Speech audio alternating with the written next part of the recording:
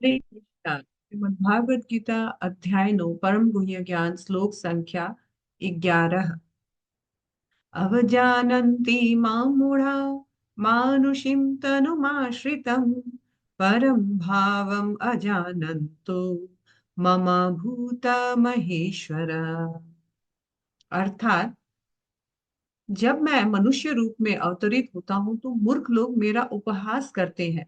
वह मुझ परमेश्वर के दिव्य स्वभाव को नहीं जानते। एक मन में प्रश्न आ सकता है कि अगर प्रकृति आपके कंट्रोल में ही कार्य करती है, आप प्रकृति के कंट्रोलर हैं, तो सारे लोग आपके इस पावरफुल या इस ग्लोरियस पर्सनैलिटी को क्यों नहीं पूजते हैं, क्यों नहीं उनका गुणगान गाते हैं? तो भगवान बोलते हैं, मूढ़ा, जो मूर्ख लोग होते हैं, घोर अपराधी होते हैं, जो वासुदेव नंदन यशोदा नंदन को एक साधारण मनुष्य के भांति देखते हैं। साधारण मनुष्य मतलब कि वो मरणशील है, नश्वर है, या तो फिर वो वो कोई एक बहुत पावरफुल पर्सनैलिटी है, या कर्म के द्वारा या तपस्या के द्वारा या जो भी है, पांच गुणों का जो पांच महातत्व से बना हुआ एक शरीर समझते हैं। और वो सोचते हैं कि ये पुण्यवान है इसलिए थोड़ा पावरफुल है, और उनको उनके इस मनुष्य शरीर को वो देखते हैं।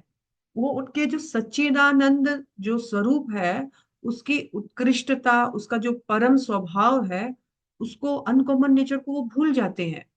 और ऐसे लोग भगवान को साधारण मनुष्य समझ करके उनका उपहास करते हैं। वो ये भूल जाते हैं, मम भूत महेश्वरम, वो कि मैं समस्त जीवों का, समस्त वस्तुओं का मैं कौन हूँ? स्वामी हूँ।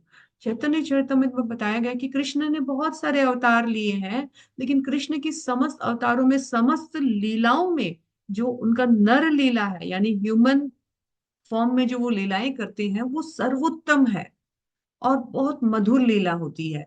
Krishna supreme personality of God head है, यानी परमेश्वर भगवान है, यहाँ तक कि चतुर्भुजी विष्णु से भी ऊपर है।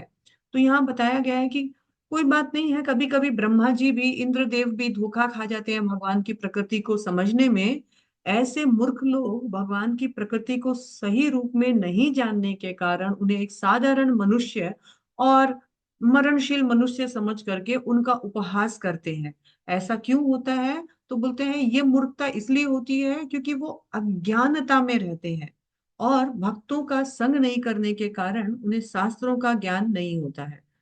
और इसी कारण वो भगवान जब मनुष्य रूप लेके आते हैं तो उनको साधारण मनुष्य समझते हैं। कभी कभी हम देखते हैं कि कोई राजा या पावरफुल जो आदमी होता है, उसको हम लोग शेर के साथ तुलना करते हैं। जैसे राजा ही है तो राजा की तुलना हम नर देव के साथ करते हैं, यानी देवताओं जैसा। नर है लेकिन ये देवता है। और नर व्याघ्र मतलब मनुष्य तो है लेकिन शेर जैसा। इसका मतलब ये नहीं कि वो शेर जैसा है, उसका गुण शेर जैसा है। भगवान यहाँ पर क्योंकि साधारण मनुष्य के रूप में आए, साधारण मनुष्य के रूप में एक्टिविटी की, तो लोगों को लगता है कि ये साधारण मनुष्य है। लेकिन भगवान का दिव्य सच्चिदानंद स्वरूप हमें समझ में नहीं आता है, क्योंकि हमने कभी भक्तों का संग किया ही नहीं है, कभी शास्त्रों का अध्ययन किया ही नहीं है। ये हमारे में मूर्खता है। और इसी कारण हम भगवान को साधारण मनुष्य समझकर उनकी लीलाओं का, एक्टिविटी का उपहास करते हैं। हरे कृष्ण।